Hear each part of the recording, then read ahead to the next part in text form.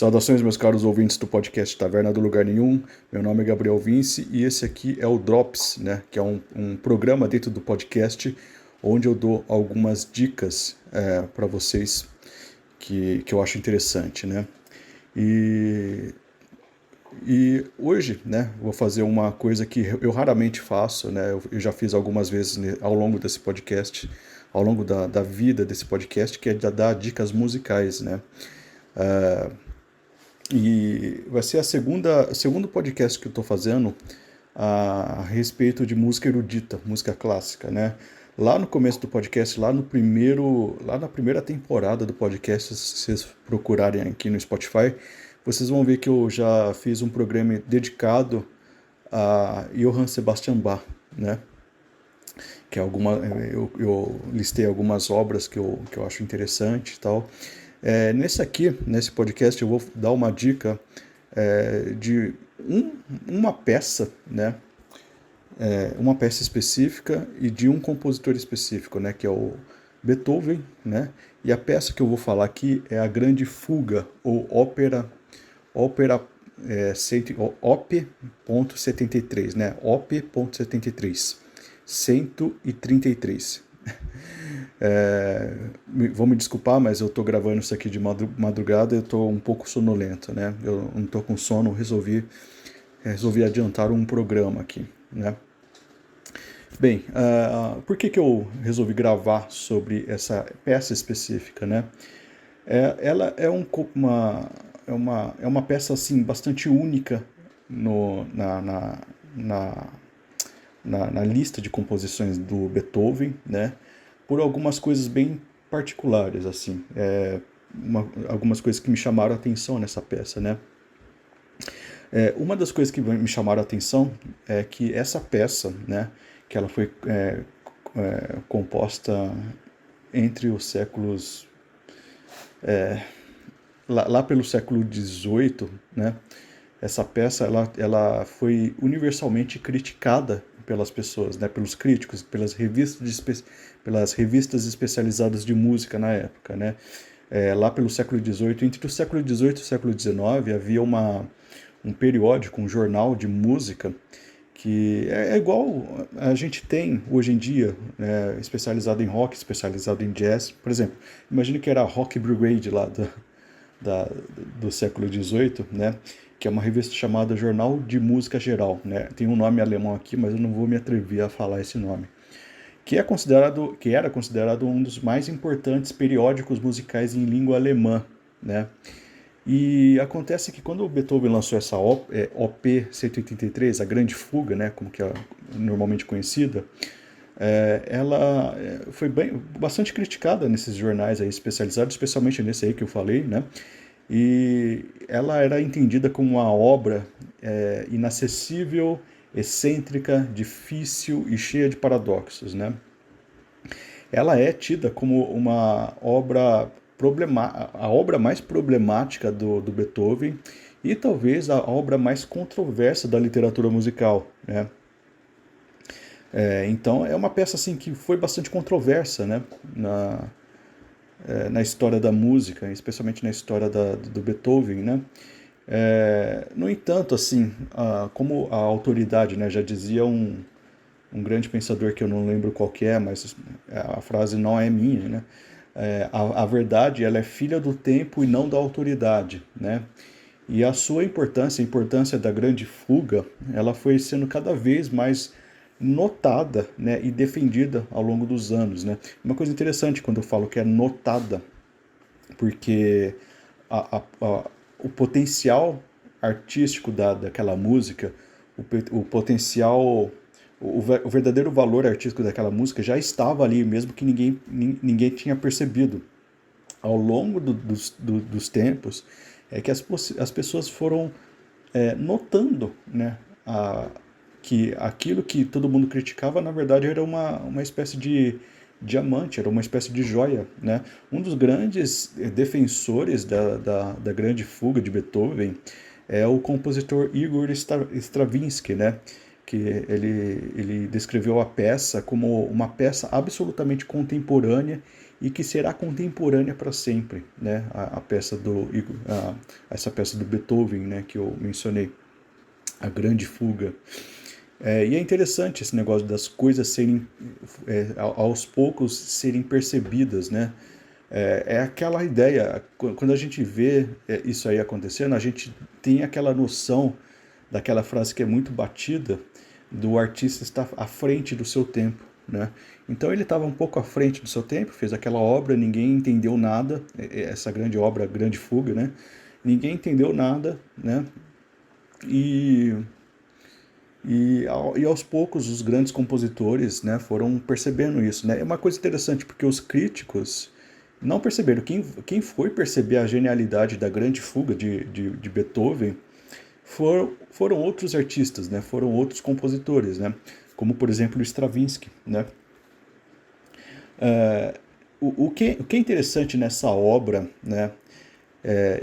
Eu não vou falar aqui de teoria musical nem das composições, né? Eu estou falando da história dessa obra, que é particularmente muito cativante para mim. Eu consigo me conectar com a música, especialmente música clássica, quando eu estudo sobre ela. Eu estudo o seu impacto, a sua forma de composição, o contexto de época, que é bem interessante, me ajuda muito a apreciar, né?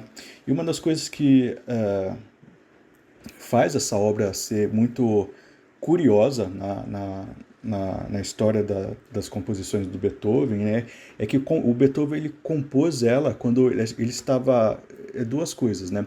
Ele compôs ela quando estava completamente surdo, né?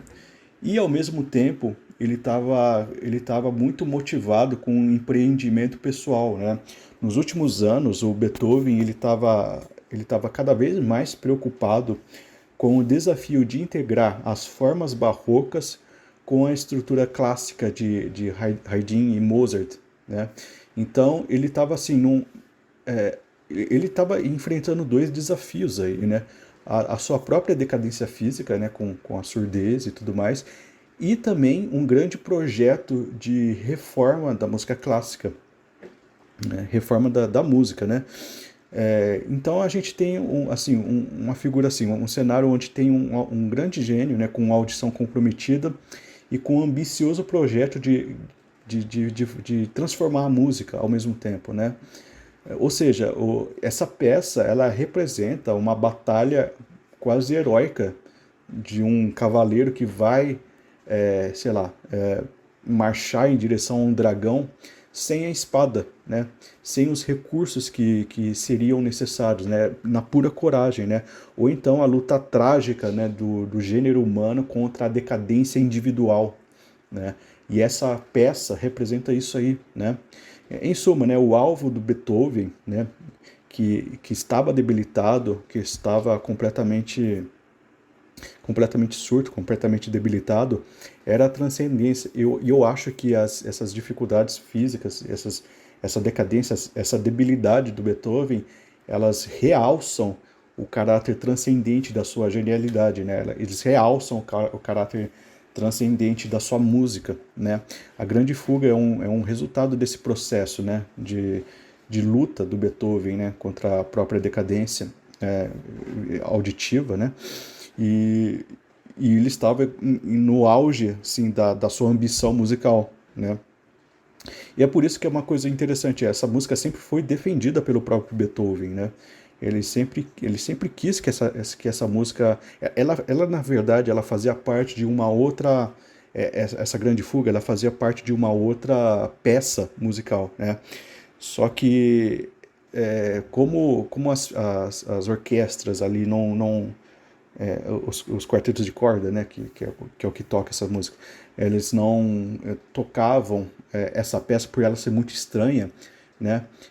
Alguém incentivou o Beethoven a separar essa peça essa parte dessa grande peça que ele compôs, né?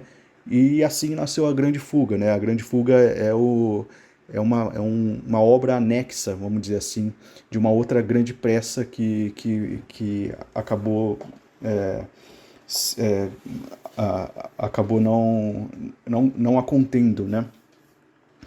E é uma coisa interessante, porque desde o começo, né, o Beethoven sempre defendeu ela, apesar de ser completamente desacreditada por todos os restos, ou todo o resto eh, da crítica, né, especializada na época, né. E é uma coisa interessante, né, porque dezenas de análises assim dessa música tentaram se aprofundar nela, né, com resultados até conflitantes e sem conseguir até mesmo classificar esse tipo de música num gênero específico, né? A obra, por exemplo, ela foi descrita como uma expansão da grande fuga barroca formal, né? Também foi descrita como uma obra de vários movimentos enrolada numa única peça e também como um poema sinfônico em forma de cantata, sabe? Isso significa o quê? Que as pessoas não conseguiam definir qual que era o gênero dessa música que o Beethoven criou, né? E, e, e era apenas o Beethoven, né? Que ele tá, que saberia meio que não só compor a obra, mas descrevê-la, né? Ele seria o único capaz de analisar a própria obra, né? Porque na sua época ninguém seria capaz disso, né? O Beethoven, né? Ele não estava querendo se encaixar em estilos, né? Ele estava querendo formar uma nova estrutura de música, né? Ele queria fazer isso, né? Os paradoxos que a peça apresenta não eram fruto de uma revolta contra as formas musicais vigentes, né? Muito pelo contrário, né? É uma manifestação do próprio Beethoven em criar novas estruturas musicais, né? E é uma coisa interessante porque a gente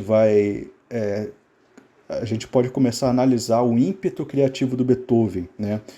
Geralmente, quando a gente fala de um ímpeto criativo de algum gênio musical, a gente pega aquela maldita palavra que o cara está sendo revolucionário, né? Só que eu acho que